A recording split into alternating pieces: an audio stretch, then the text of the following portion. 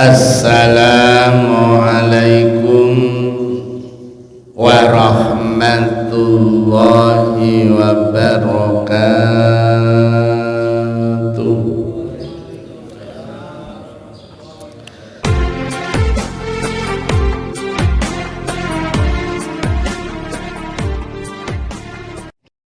Bismillahirrahmanirrahim. Alhamdulillah, alhamdulillah, alhamdulillahilladzi ahyana ba'dama amatana wa ilaihin nusyur. Qala an-nabi taraktu fikum amrayni lan tadhillu abadan, kitaballahi wa sunnata rasulih. Al-hadis al-famakon. Bapak Ibu jamaah subuh rahimakumullah, kita lanjutkan tentang bahasan kemarin. Bukti cinta kepada Nabi itu ada 3. Yang pertama, sering menyebut namanya atau membaca sholawat, atau dibacakan sholawat kita harus menjawabnya. Yang kedua, bukti cinta kepada Nabi itu menjaga warisannya. Apa warisannya Nabi? Nabi menyatakan, aku tinggalkan kepadamu dan tidak akan tersesat selama-lamanya kitaballahi wa sunnata rasuli, yaitu kitab Allah Al-Quran dan sunnah-sunnah Nabi dan ulama. Pagi ini kita bahas lanjutan kemarin tentang menjaga warisannya. Kalau kemarin kita membahas menjaga warisannya yang pertama, yaitu Al-Quran. Al-Quran ini warisan Nabi dan harus kita jaga, kita pelajari, kita fahami, dan kita amalkan walaupun tidak bisa 100%. Bacaan Al-Quran itu kalau kita baca tanpa wudu itu dinilai oleh Allah satu hurufnya 10. Alif Lam Mim. Kata Nabi, la aqulu alif lam mim harfun, walakin alifun harfun, wa lamun harfun, wa mimun harfun. Nabi memperjelas, aku tidak katakan alif lam mim itu satu huruf, tapi alif itu satu huruf, lam satu huruf, mim satu huruf. Itu Al-Quran. Kalau kita baca nilainya berbeda-beda. Kalau kita memahami isinya, kita harus tahu yang namanya tarjim, translate, dari bahasa Arab dipindah ke bahasa Indonesia. Itu namanya terjemah.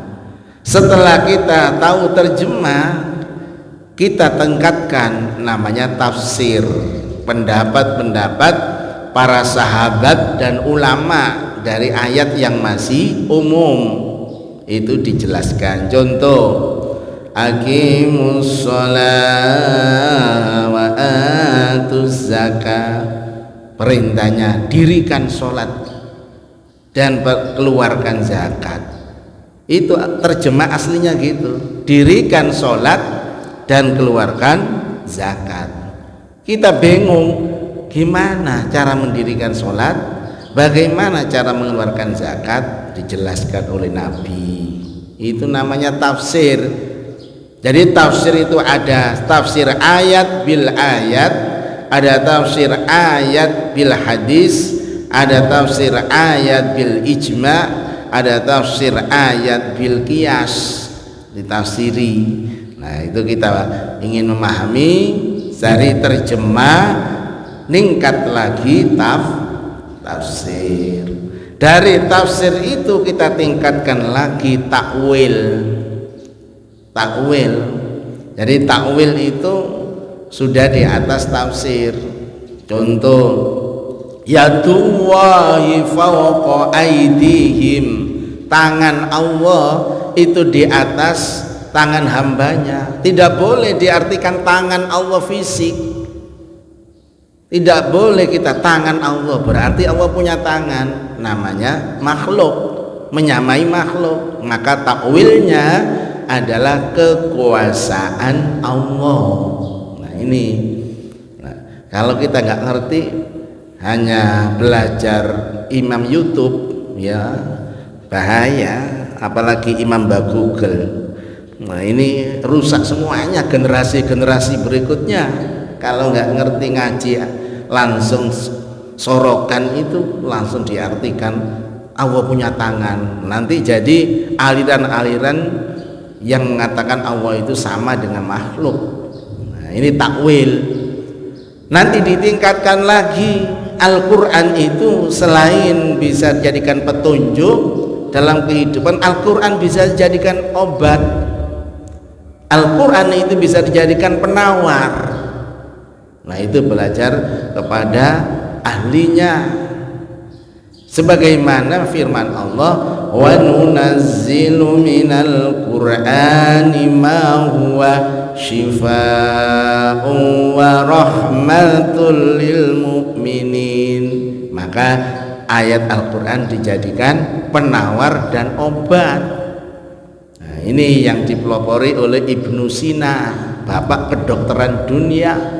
Nah, ini gimana? Maka ayat itu difahami, dicerna, kemudian dikasih kunci supaya bisa berjalan. Ada kunci, nah itu belajar kepada ahlinya. Ayat-ayat itu diberikan kunci supaya bisa berjalan. Sama dengan sepeda motor itu bagus, tapi kalau nggak dikasih kunci ya nggak bisa melaku, digotong ya nggak kuat, disurung ya nggak bisa. Maka dikasih kunci atau kontak, itu nanti akan berubah menjadi tawar, sifat penawar.